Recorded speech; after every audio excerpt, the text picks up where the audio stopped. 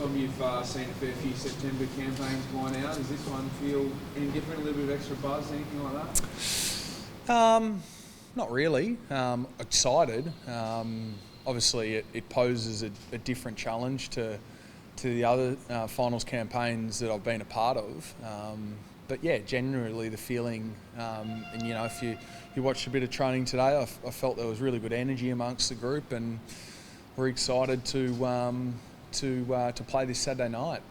Excited for the opportunity just to be back on a big stage, playing you know, a great opposition. So yeah, can't wait. Is it possible you go with 3 tall forwards this week? Saab was, you know, trouble to keep your spot with Jeremy coming back in. Has it been discussed yet, or do you know what it could possibly be?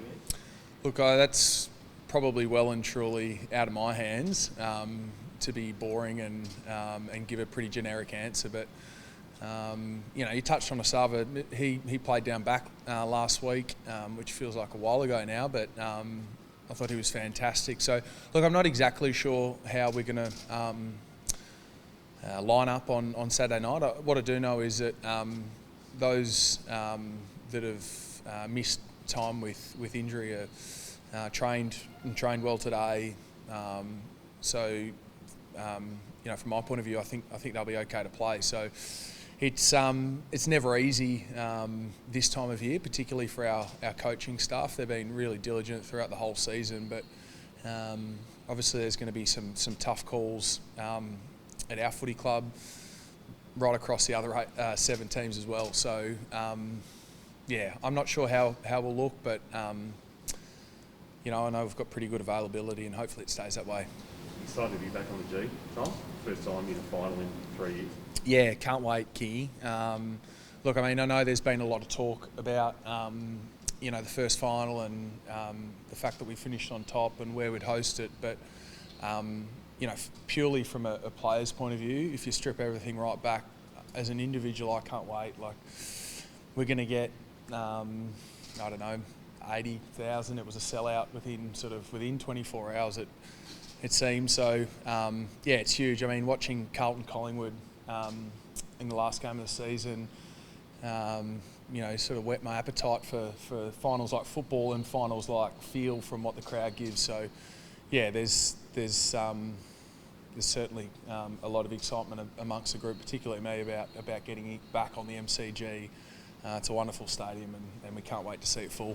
You reckon you'll get sick of the qualifying final and Geelong's record over the past decade talk before you run out there on Saturday night? Oh, look, I know it obviously, there will be talk about that, but I mean, for us, internally, it's a completely different, or not a completely different, but a different looking side, different proposition again. We're back home, as you mentioned, so things have changed. We're playing slightly different. But you know, I mean, from our point of view, we're just controlling what we can control, and that's this Saturday night. So no talk internally about our past, and certainly the past is there. So we'll let other people talk about that as opposed to mentioning much about it internally.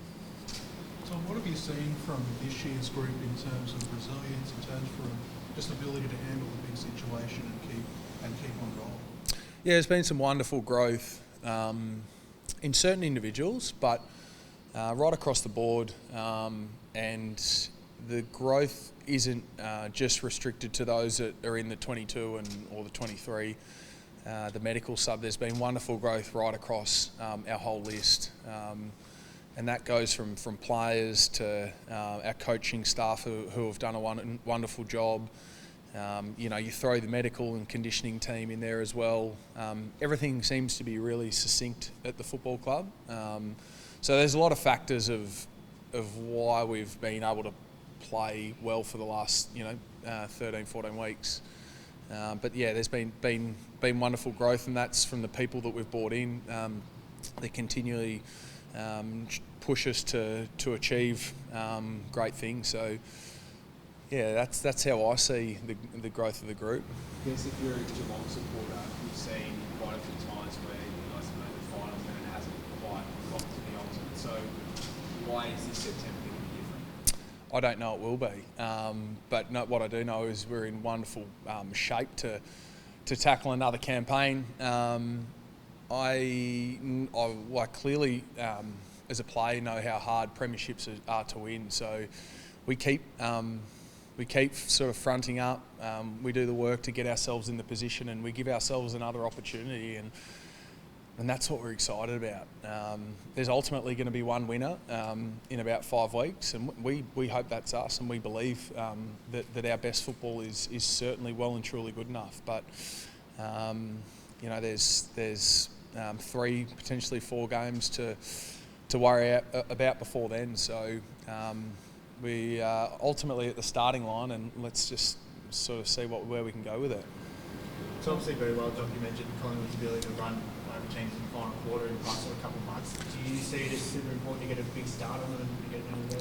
No, not really. I think it's important to do that every week, but there's other things that we can control in terms of the way that we play to set the scene. I think if we can nullify what their strengths are and continue to bring within our framework what we're really good at, I think that'll put us in a pretty good position naturally. But no, look, I know that they're a great finishing side. We consider ourselves internally a really good finishing side, so it should be a great contest. We saw that early on in the year. I think it was round 3, but I mean, I think from both sides would admit that they're playing differently. We and Collingwood are playing a bit differently, and it should be great. What do you see as those strengths? What do you have to stop from?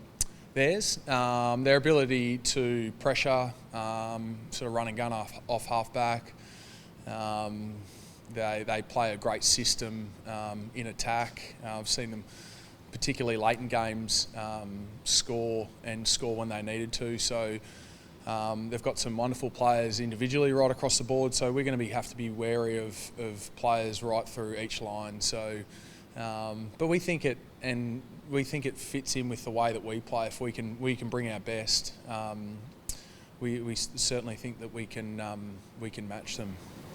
Everyone's had their own disruptions the past couple of years to their schedules and things.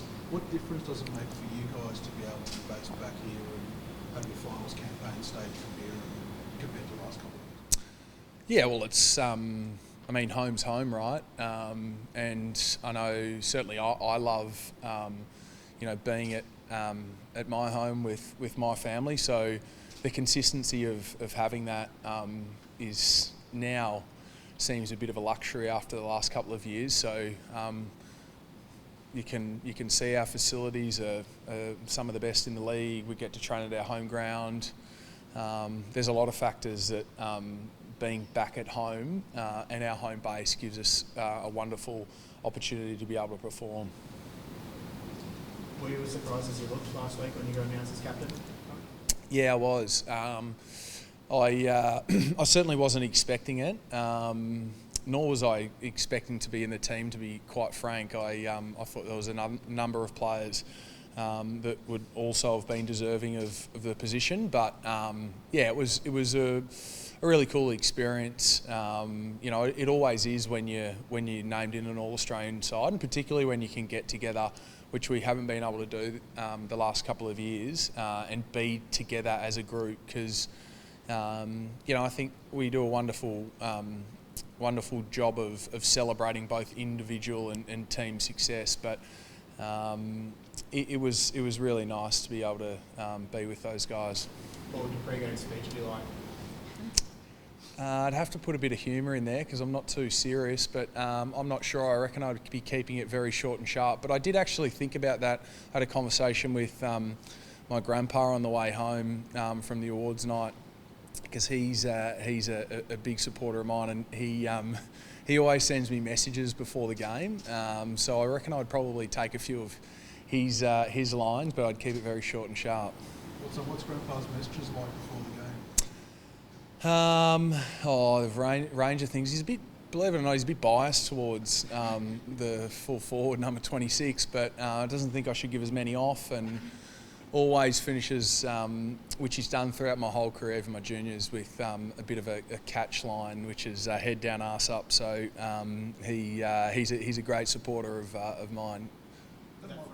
Fred, yeah.